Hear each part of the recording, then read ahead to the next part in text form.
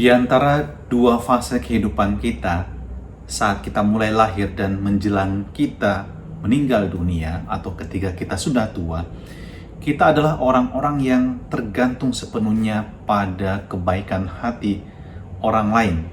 Sebagai anak, sejak kita lahir kita mengalami bahwa kita dibesarkan, kita dirawat, kita dijaga, diberikan makan, diberikan minum, diberikan kehangatan pelukan. Dan kita bisa bertumbuh menjadi manusia seperti sekarang ini, tidak lepas dari peran orang tua kita. Dan kemudian kita melihat bahwa orang tua kita yang begitu mengasihi kita, dan padanya kita bergantung sepenuhnya, pada saat mereka memasuki usia senja, merekalah yang tergantung pada kita. Anda bisa melihat pembalikannya dari perasaan tergantung menjadi yang merawat dan memberi. Dari yang merawat dan memberi menjadi tergantung. Mungkin ini merupakan kodrat kita manusia sebagai ciptaan, bahwa kita ini saling membutuhkan satu sama lain.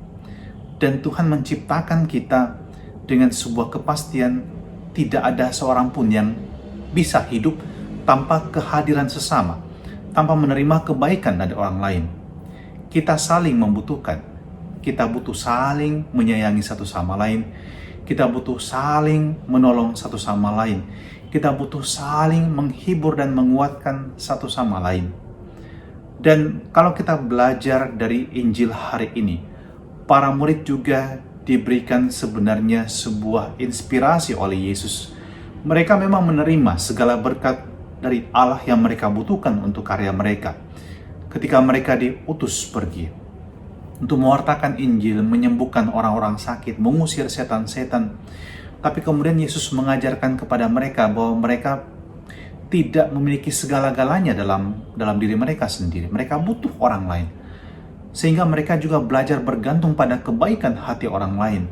Dan dengan ini Yesus mengajarkan kepada mereka memang untuk mengandalkan Tuhan, tapi juga kemudian terbuka dalam kerendahan hati, menerima uluran tangan orang lain untuk keberlangsungan hidup mereka. Dan mereka belajar bersyukur karena Tuhan memelihara hidup mereka dengan caranya sendiri melalui kebaikan hati orang-orang yang berada di sekitarnya. Dan bagi kita, di antara kedua fase kehidupan sejak kita lahir dan di masa kita menjadi tua dan tak berdaya, di tengah-tengah ini kita juga tetap membutuhkan orang lain. Dan apa yang bisa terjadi dalam kehidupan kita bersama saat kita sadar bahwa kita ternyata saling membutuhkan?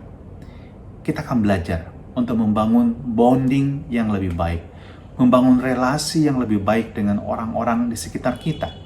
Kita akan menghindari sikap sombong, tinggi hati, memandang rendah orang lain.